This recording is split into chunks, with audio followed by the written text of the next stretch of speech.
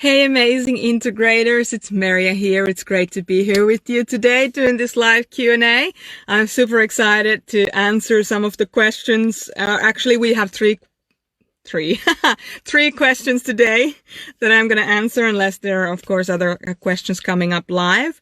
Some seriously good questions. I'm looking forward to answer this for you and with you and spend this time together to do all of our personal development. So first question, as an ENFP, I'm trying to come up with templates so that I can streamline my life in a way that makes sense for me. But I also find the thought of using systems to make my decisions exhausting. I understand. How can I know in advance what my rules are when I don't know how I feel in the moment? And this is a fantastic question. So you're an ENFP, which means that you have two decision-making parts of you at your inner parent and at your inner 10-year-old positions. So you actually lead with information collecting part.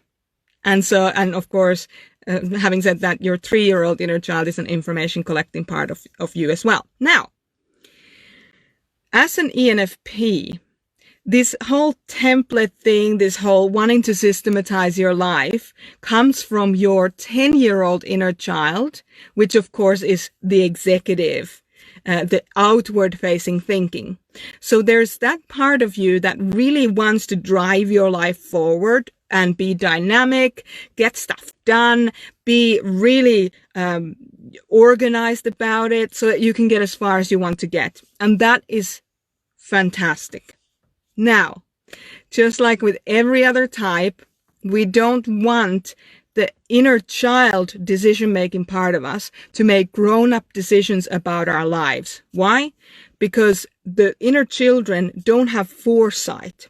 They see what's right here and now, and they're very tactical in their approach in life. So they want to fix everything as it's turning up and do it well and be done with it forever.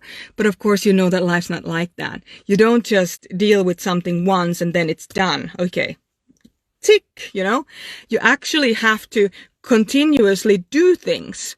Things come back to you. You have to do the same things all over and over again until you actually get systematized in dealing with that particular thing, to get it done in a more easy way. And here within lies your biggest problem, which is that you have this desire to be systematic about your approach in life, but it's not your main decision maker, which means that space for you is not sustainable on a long-term basis. Okay? Now, don't get worried. Plenty of ENFPs, very good with systems, but it takes time to learn it because you're using a less developed part of you to create those things. And also, you need to remember that when it comes to inner children, we use them in spurts, or we should use them in spurts instead of trying to live all of our lives using those parts of us. Okay? So we want to make sure that we're doing whatever planning you're doing, whatever systematizing you're doing, you are doing it in spurts. So you're spending no more than half an hour at a time creating that system.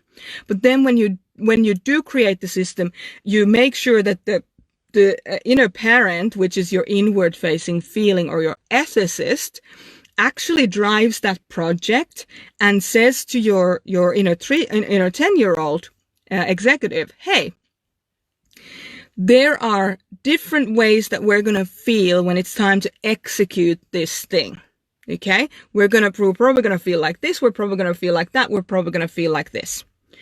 And if you can identify the probable feelings that you're going to have to those situations, so it might be, I'm going to procrastinate, or I'm going to be really excited to do it, or I'm going to be distracted by something else. So you might go with those three.